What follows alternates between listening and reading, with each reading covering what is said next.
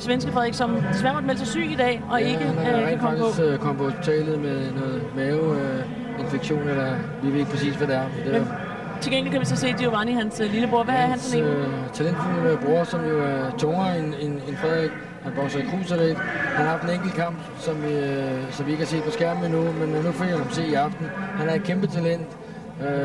20 år og har et potentiale til at nå absolut lige så langt, som hans bror har nået indtil nu i hvert fald, og måske ovenkøbet længere. Jamen så lad os da sætte ham i gang. Værsgo til Jørgen Herbert og Søren Søndergaard.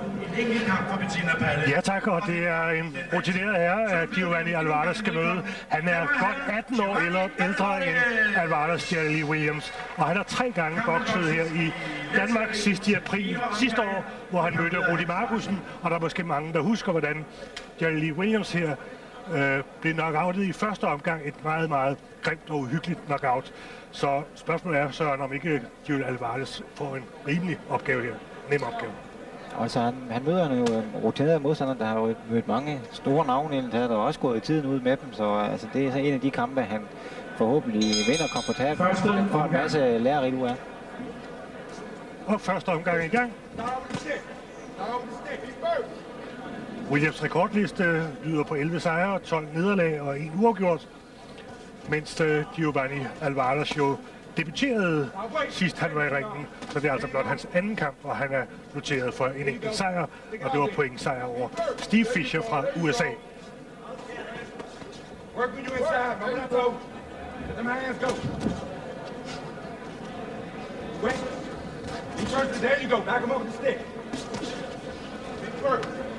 Alvarez vejer lige godt 80 kilo, mens Williams vejer 82.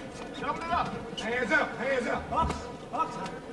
Keep them hands up. Fight! Box. Kampleder er Søren Saugmann. Nej, undskyld, Hans Larsen er det. Double it up. There you go. Work. That's it. You go. That's up. Work. To mass. Team when you close. Come on. There you go. Do it again. Do it again. There you go. There you go. Work. Now wait. Work. Now wait. Come on, stick. There you go. Double. There you go. Way to work, man. Way to work. What's this? There you go. Down. Don't stop. Don't stop. You're doing very good. There you go. Right there. There you go. Now do it again. Be first. Det er som om amerikanerne ikke rigtig timer sin sag rigtig godt. Hands up. Move. Move. Now move. Bang right there. Left to right. Left to right. Jab. Be first. Don't wait. Wait. Now move. Push! Take it to the body like you want it. Take this round. Take this round. Go. Det virker som om de begge to gerne vil tæt ind på og gerne slå hooks og uppercuts på tætholdet. Alvarez har sådan set kunne godt udnytte sin rækkevidde til at holde sig lidt på afstand af amerikanerne. Den søger selv lidt. Let him fly. Let him fly. There you go. Very good. Jab. Back on that stick. Back on that stick. Good shot. Work. Where to work? Where to work? Where to work? Jab. Jab. Be first. Kampen er sat til 4 omgange, og det er altså lidt sværvægt. Sinistro! Move, move, move. Move. Don't stand there. You're doing good. Keep up the sprint. Keep up the sprint. Sinistro! Keep up the sprint. Jab. Be first. Be first. If you're gonna wait, move. Move Det out er ikke of den the store bevægelighed i Alvarez boksning. Nej, han udnytter ikke rigtig sin lange arm her i starten af kampen i hvert fald. Der er ingen grund til at blive stående derinde, og der er for god chance for Williams til at ramme Alvarez. Og slut på første omgang.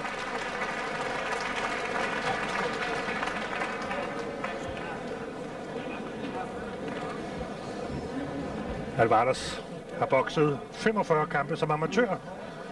Det er 75 kampe, og det er blevet til 65 sejre. I hans ringhjørne har vi Kjeld Krog og hans far. Du bliver lige så lav som ham. Det er Kjeld Krog, der sidder og giver det sikker nu. Kør med din lige venstre, lige højre op og højre til op. Lad være med at gå ind og slås. Boks ham. Boks ham. Giovanni. Forstår du, hvad jeg siger? Ja. Godt. Boks ham. Brug hjernen. Lad være med at gå ned og blive lige så lav som ham. Rejs dig op. Boks ham med din højde. Hey. Okay.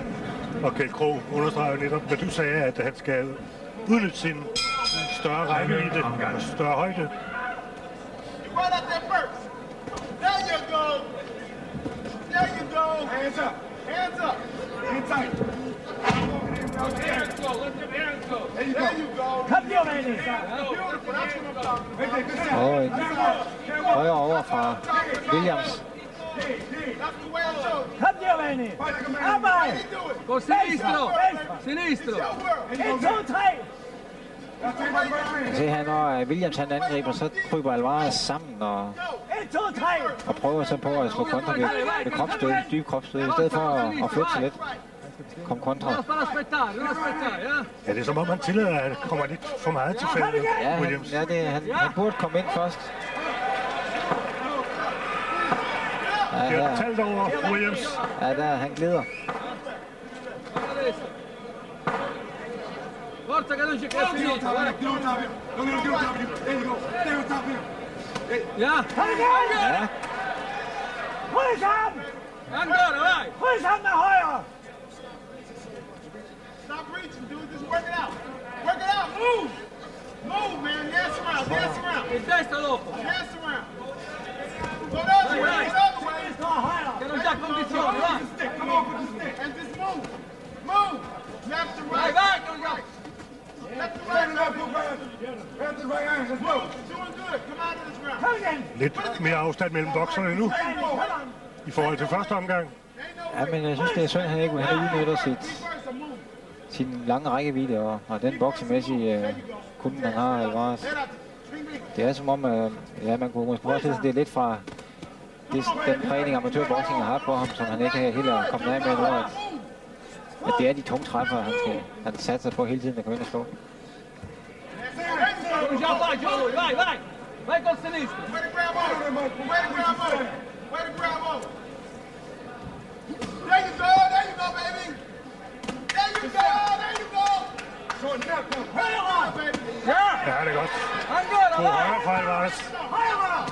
Okay, her venstre. Langt venstre hook. Bravo. There you go. Hey! Bravo. Okay, Krog vil gerne have, han går væk fra sin modstander, så han får...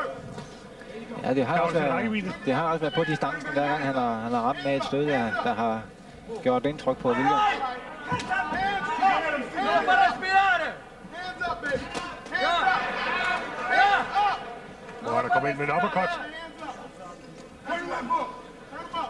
Put them hands up. Turn it. Short. Turn. Det virker som om, at amerikaneren allerede er begyndt at blive lidt træt. Ja, men det er også et hårdt tempo, der er lagt ud i. Og slut på anden omgang.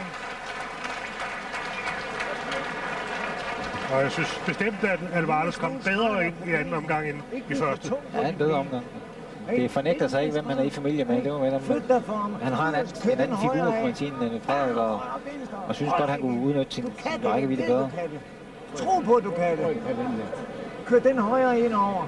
Indover. Venstre. Højre indover igen. Forstår du, mand? Men du skal være smartere på dine ben. Hey, lidt smartere på dine ben. Flyt dig for ham. Han piller. Træd tilbage. Kryds ham. Ikke ind og hænge. Flot boks. Men udnyt dine gode stød. Ja, han bliver ikke ramt. Han glider simpelthen. Ja, han glider selv samtidig med, at han lige bliver ramt, så han bliver skubbet ud af balancen.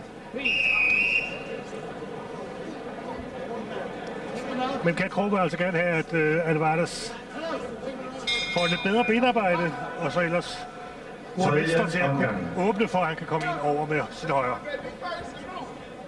Got a fresh start. Let's do it. Come on, baby. Be first and move. Put your hands up. Put your hands up. Push stick. Push stick. Keep your hands up. Back him up. Back him up. Fight! Fight! God lige venstre fra Alvarez. Yeah, don't wait. Use a stick. There you go. Ja, en god kombination fra Alvarez her. Double it up. Let me see some combination. Højre! Højre indover! Let me see how you work your combination. Back to the jab. them pretty combinations you was doing, baby. Do them again. Do them again. Stop, beautiful, yo! Amerikaneren prøver ligesom at springe ind med en venstre. Ja, han satser lidt, men han rammer faktisk også ind imellem, så... Men det er som om Alvarez, han slår også ikke for mig enkelt slag. Det er ikke kombinationer, han sætter ikke slagene sammen. Bring it up top, bring it up top. Beautiful. Beautiful. Right hand up top. Beautiful stuff. Beautiful stuff. Ja, et par gode lige venstre fra Alvarez. Og her højre. Beautiful stuff, baby. You gotta work. Work. Dance around. Move around. Ja, her kan han godt bruge sit jab til at holde amerikanerne beskæftiget og få ham til at have noget at gøre med at forsvare sig. Work it, baby. Move around. Let's try. Suck it up and move. Let them hands go inside.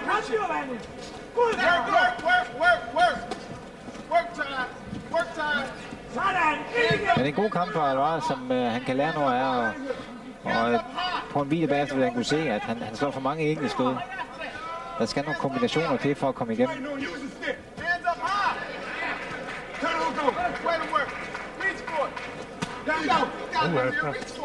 Nej, tæt ved at komme ind med en venstre. Act like you want. Act like you want.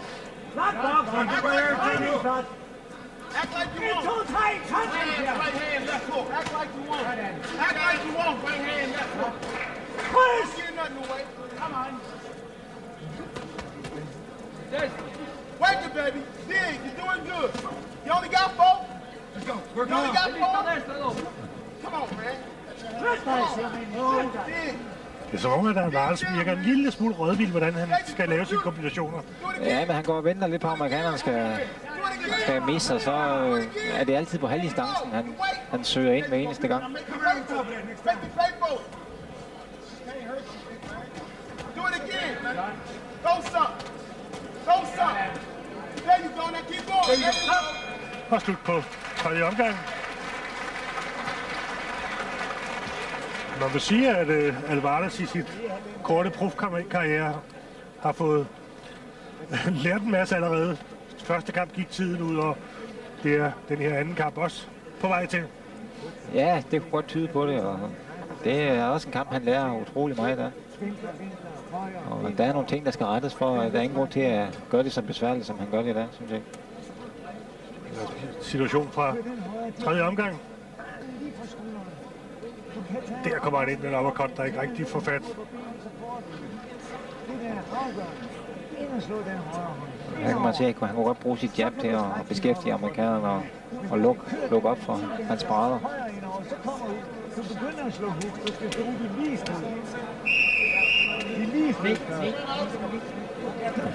Og Kekro vil godt have, at Alvarez i højere grad støder lige stød mod Williams.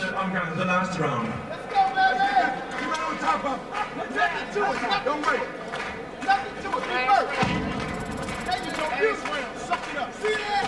See that? Suck it up. Double that up. See that? See that? Do it again. It ain't bad. Told you. Every time you throw it, it lands. So you shoot right there, right on top of it with the right hand. Every time you throw it, it lands. Try it again. That's okay. On it. Come on, baby. Double. Hey, let's see some combo. You gotta turn that whole go. 1, 2, 3, de var den udepar. Go with a bang. Først 1, 2, 3, kom. Ja. Go with a bang, baby. Prøv ham, efter ham. Go with a bang, be Efter first. ham. That's all you got, man. It's almost over. Let's go. Dig it. It's almost over. Go forward. Put that shot go forward. There you go, Biggie. Come on. Wow. Come on, shot. Shoot side. Work. Dig hard. Shoot side. Shoot side. Shoot side. There you go. Dig. Left hook is there already. There you go. Now follow it up with that left hook. Same shot. Left it up. There you go. Drop the right hand. Turn the left hook. That's okay. Get up. Ja, han er træt nu. Ja, det har også været et utroligt højt tempo at beholde den, og de har stået foran hinanden hele tiden. Suck it up. Suck it up. Let's go. There you go. Get beat. Get beat. There you go. This is what you do. This is what you do. Work. Kom til ham ind. Work. This is what you do. Work. Ja, rigtig flot. Work. Come on. Venstre igen. Come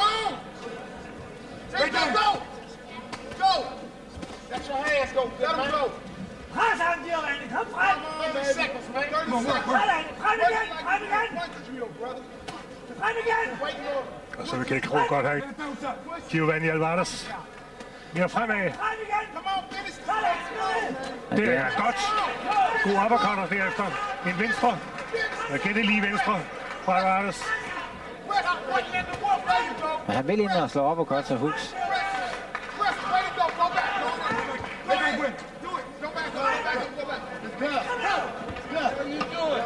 Ja, Alvarez handske. Højre handske er gået i stykker. Så ja, her.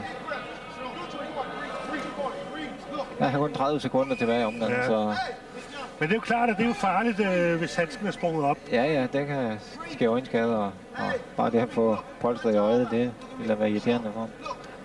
Men som sagt, så tabte Williams i april til Rudi Markussen på knockout i første omgang. Så var han i Danmark i februar, hvor han vandt over Simon Lund Hansen. Og så tilbage i 94, september 94, mødte han Jaffa Balogu, også i Danmark. Ja, når man kigger på hans rekordliste, så er det nogle rutinerede navne imellem. Jaffa Balogu, som boksede her i Danmark på det tidspunkt, har jo senere bokset om VM-titlen, og der er også flere af de bedste tyskere, som han har bokset mod og gået tiden ud med.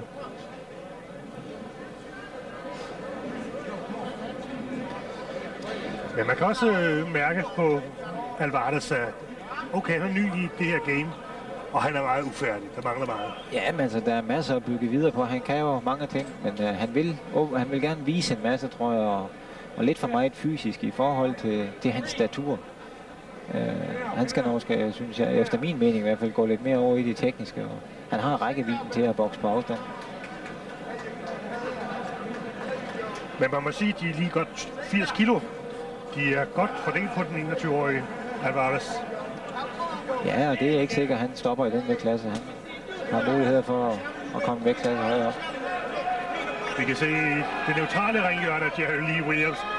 Jeg er virkelig glad for at få en pause. Jeg tror, at han nyder den. Ja, de sidste 30 sekunder her. Nu har han så mulighed for at slutte godt, men sejren kommer han ikke i nærheden af.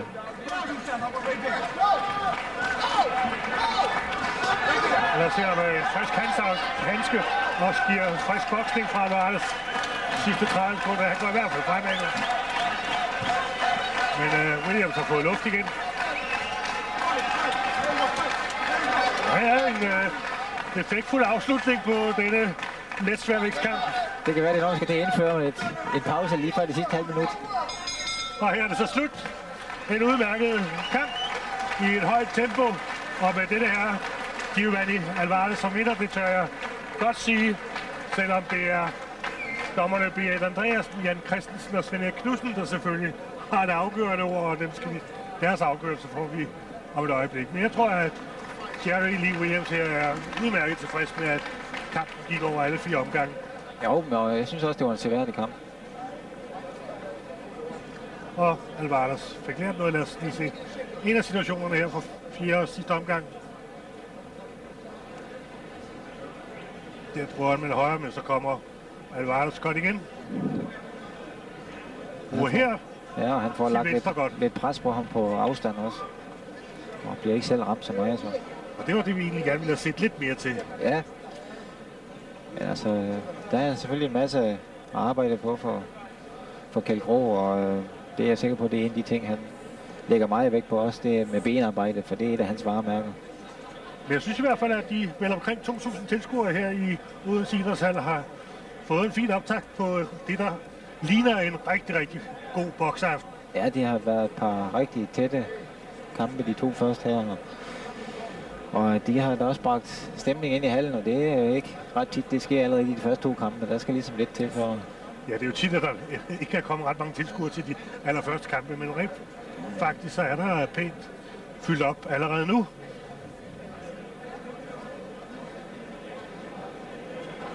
Og vi mødte faktisk et svensk ægtepar, der var kørt helt op fra 670 km nord fra Malmø hertil for at se, ja, først og fremmest Frederik Alvarez. De blev jo selvfølgelig skuffet, da de hørte, at han var blevet syg og røg på hospitalet akut.